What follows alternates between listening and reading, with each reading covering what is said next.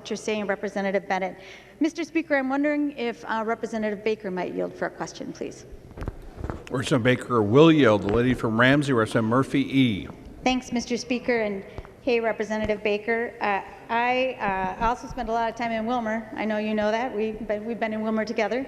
And I also know that there's a referendum in your district on the 19th, next Tuesday, which is pretty soon, and it's an education referendum for a new facility and investing in the schools there. It makes me think that the schools are important in Wilmer to that community in your district.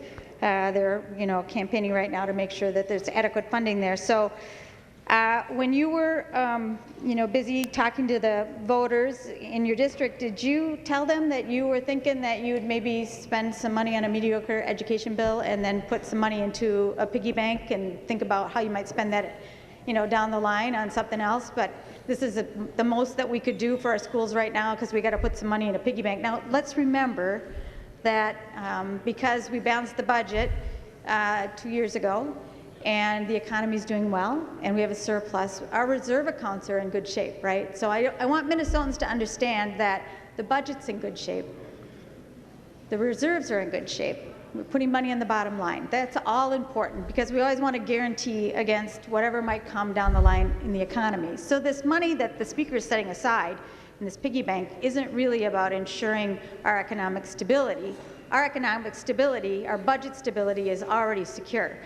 So instead, this money is just getting set aside mostly because we couldn't figure out, between a tax bill and a transportation bill between the House and the Senate leadership, we couldn't figure out what to do about that. So we'll kick that can down the road. We'll just set that money aside.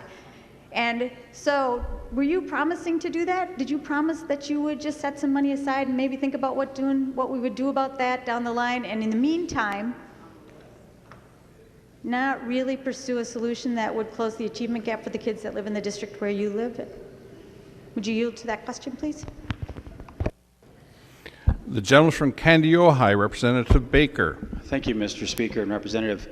When I was out door knocking, I can tell you that I was very focused on education, finding the best value for our dollar. When I go back on Fridays and go to the school lounges and have lunch with the teachers, we talk a lot about education, what's important.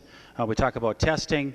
I talked about fighting like mad about getting good dollars for our kids, fighting for relief with deferred maintenance options that they can take back home. And when I found out that Chair Loon was fighting hard to come up with the best dollars she could with the budget she had and $400 million of new money, I was pretty happy with that. And I've been in touch with the superintendent